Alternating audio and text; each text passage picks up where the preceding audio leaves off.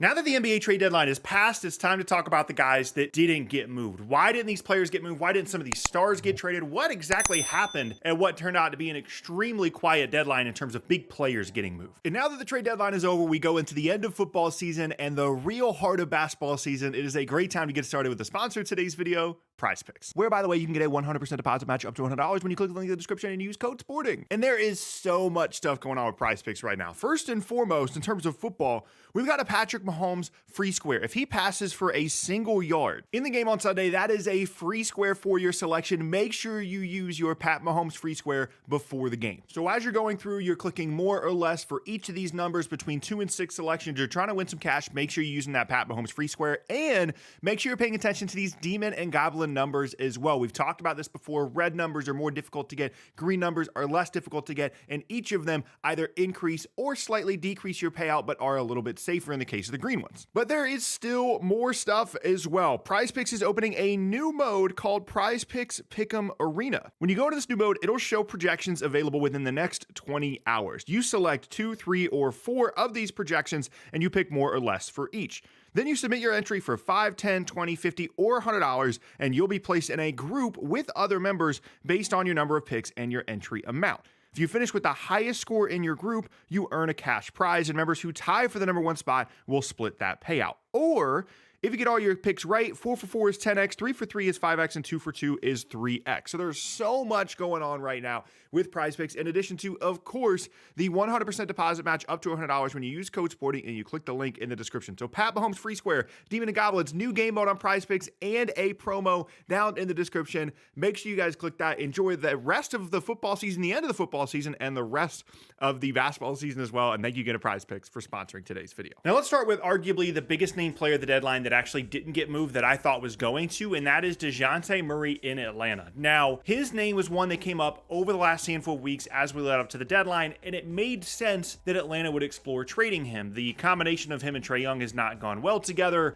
They're going absolutely nowhere this season. They can probably get some value out of him, get out of the contract, and kind of help them move into this new era as they try and figure out a new way to build around Trae Young. And it seemed like there were teams around the league, whether it be Detroit, San Antonio, Brooklyn, the Lakers, that were confident in their ability to bring in Dejounte Murray without giving up a ton in a deal that would actually make sense for Atlanta. But why didn't this happen? I think there's 2 main reasons. One, I don't think Atlanta found the value that they felt like they should get in exchange for Dejounte Murray, especially when you look at a couple of seasons ago, them trading away 3 first-round picks in order to get Murray. It seemed like the best they were going to do was expiring contracts plus 1 first-round pick, potentially a protected, maybe a lottery-protected first-round pick in exchange for Dejounte Murray. Whether that pick comes from the Nets, whether it came from the Lakers, a variety of different teams, that seemed to be the maximum value. And at that point, Atlanta looked at it and said, okay, what are we doing just trading a guy away for a pick that probably won't matter when they still feel like he has value? And I think the other part of this, as well as the contract that he signed to that hasn't even started yet, that kicks in next season, was prohibitive to some of these teams, because Dejounte Murray, if you're bringing him in at $40 million a year, like, he's one of the guys. He's one of the 2, if you're a contender, 3 guys that you're willing to pay that much money. And I think it turned out that a lot of teams around the league just didn't value him at that level as like a top 35 player around the league. I think that's one of the reasons why a team like Brooklyn, the Lakers, weren't willing to offer multiple first-round picks in exchange for Murray. And so his salary, as well as just the perceived value being different compared to what Atlanta would want compared to what these teams were actually willing to offer, resulted in Dejounte Murray still being in Atlanta. And this is a situation that eventually I would expect to resolve itself. But we know with this Atlanta front office, whether it be the old one or the new one, they will take their time on this. They kept John Collins on a big deal for a couple of years, and that might be what happens here with Murray. We've talked about this with Atlanta. It's really difficult to figure out what the direction of their team is supposed to be, and that is even more difficult to figure out now that Murray is still on the team. He's definitely good. I'm not trying to say that Dejounte Murray is bad, but on the contract that he's on right now, in the ecosystem that he's going to live in alongside Trae Young, which is going to limit some of the offensive output for him, in that environment, him elevating his value to above 1 first-round pick pick feels very unlikely, and so he might still be on the Hawks for a long, long while. A couple of other guys that did not get moved that maybe you are confused as to why they did not get traded. Bruce Brown, as we're recording this video, is still a member of the Toronto Raptors, and that was a player that a lot of people expected to get moved because he was part of the Siakam trade from Indiana, and so Toronto could potentially get more value out of the Siakam trade if they could spin Bruce Brown into something, and presumably a variety of contenders or semi-contenders would be interested in Bruce Brown. Dallas was involved, the Knicks were involved, the Lakers were involved, the Sixers were involved, yet none of those teams were able to go out and make moves. Now, part of the reason is because Dallas did other stuff. They got PJ Washington and Daniel Gafford. The Knicks got Bogdanovich. The Sixers got Buddy Hield. The Lakers did nothing,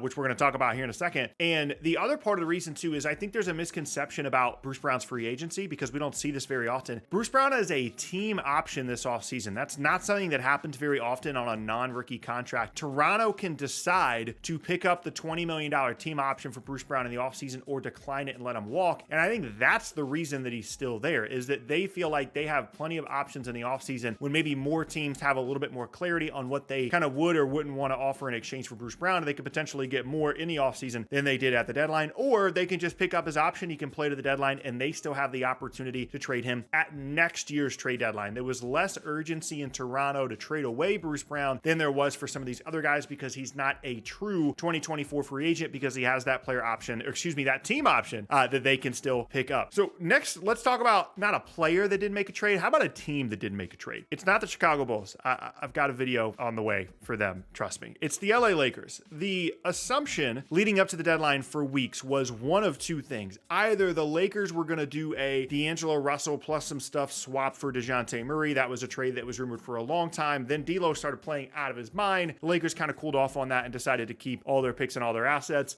The other concept was that they were just going to do something similar to what they did last year at the deadline, which was they brought in D'Lo, Jared Vanderbilt, all these kind of, complementary pieces that really shook up the roster and led them to, a bit of a playoff run last year. That was the concept. It was going to be one of those two. They were going to trade for Dejounte Murray, or they were going to mix up the roster like they did last year and maybe use one of their picks. The idea that they were going to do neither was not really on my radar. I thought they were going to do something given the uncertainty of LeBron's future with the Lakers, given how they haven't been like bad, but they haven't been a contender this year. They've definitely been average despite the fact that LeBron and AD have played a lot of games. And I think the main reason for the Lakers not making a move is one, all the Dejounte Murray stuff that we talked about earlier. They feel like they still have the opportunity in the offseason once they get another first round pick available for trade. I think they'll be able to trade 3 first round picks this offseason, whereas right now I think they only could have traded 1 or maybe 2.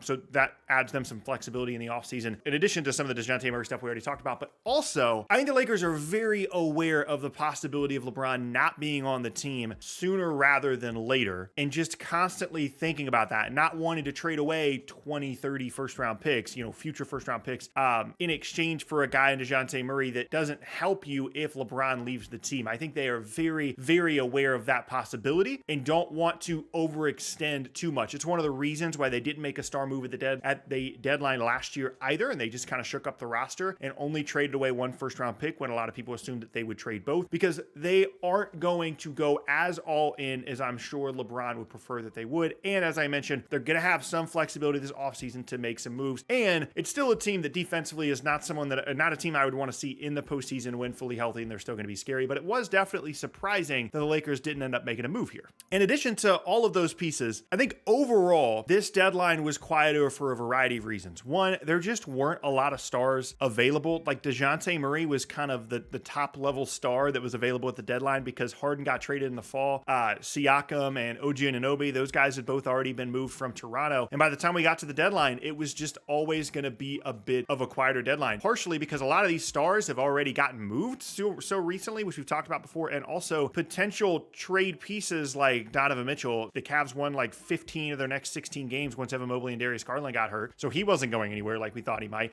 There wasn't any value out there for Dejounte Murray, and then after that, it was like, okay, here's Zach LaVine. Okay, now he's having surgery. Maybe the Hawks would do Trae Young. That never really got any steam. And it just created a very weird environment that we haven't had in a while around the league, in addition to some of the salary restrictions that I've talked about in previous videos as well. I'm not necessarily surprised that it was a quiet deadline, but it is definitely a weird feeling for like Bogdanovich to be maybe the biggest move of the deadline. But now we're looking forward to the rest of the year, the offseason, and then next year's deadline as well, which I would anticipate with as quiet as this one was, we're going to have a pretty action-packed offseason as well as trade deadline next year.